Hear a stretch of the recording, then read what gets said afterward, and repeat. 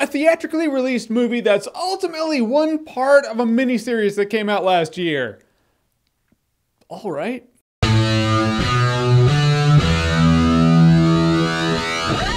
Son of God. That should sound more epic. Son of God. So Son of God is a movie that was part of that Bible miniseries that came out last year. They took the Jesus parts, took the select scenes from it, gave it a theatrical release. Now we have a movie that's about the life of Jesus Christ. And I was really skeptical about this movie. Going into it, I was like, all right, it's part of a miniseries. It's gonna feel like it's made for TV. And it does for the most part, but there were a couple of things about this movie that I did like what they did with it. Going into this movie, first and foremost, I was hoping they would touch on the fact as to why people felt that this Jesus had to die. Seriously, a lot of these Jesus movies gloss over that. They're like, hey, it was Jesus and he died because he had to, salvation and stuff, it's magic. But I'm always left with that feeling of, no, like politically speaking, why did they feel they had to kill this guy? And why was it such a big deal and what went into it? And this movie actually, to my surprise, touched on that very thing. At first, they kind of treat him like Sega treated Sony in the mid-90s. Like, you're saying that's a threat? It's not a threat, trust me.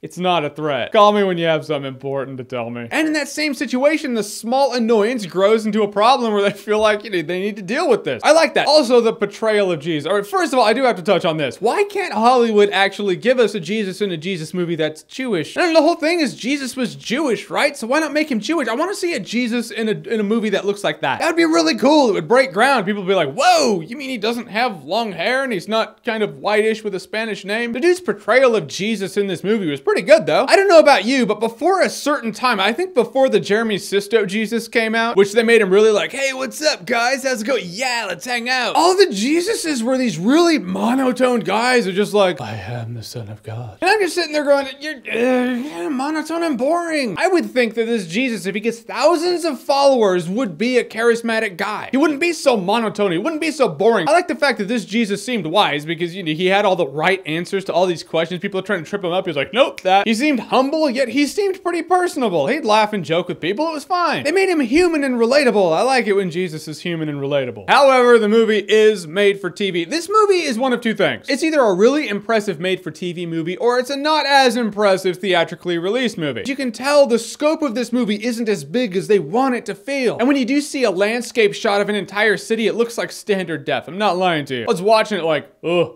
All right, you guys thought that was okay. Couldn't spend a few extra bucks to make that look high def. And the movie is 2 hours and 20 minutes long. I was like, this is gonna be a grind. I was watching the movie, I was like, it went by pretty fast. You don't feel like it's long until you're driving home. You're like, yeah, it was a long movie. However, a movie that's 2 hours and 20 minutes long just covers the life of Jesus himself. You don't really know anything about anyone else. 12 apostles, you know very little about them. One they concentrate on more than the others. There's even the scene in passing, someone's like, by the way, John the Baptist died. And they're all just torn up about it like, oh man, he was a good friend. He was a good teacher too. You're like, I never saw that guy. Who is he? I mean, if you've read the book, you know. But if you're just watching the movie, you're like, I don't know why you guys care, and I don't know why I should care. Granted, the movie's called Son of God, not Entourage, so it should concentrate on Jesus. I'm just saying I would have liked to have known more about the people around him. So the movie plays a few things smart. The dude in the movie portrayed Jesus well. Fact is, it's not the worst Jesus movie out there I've seen at all. By and large, a lot of them bore me to tears, because I'm like, this is very informative, guys, thank you. The problem is, why would you go buy a movie ticket for this when you can buy the entire mini-series, comparatively speaking,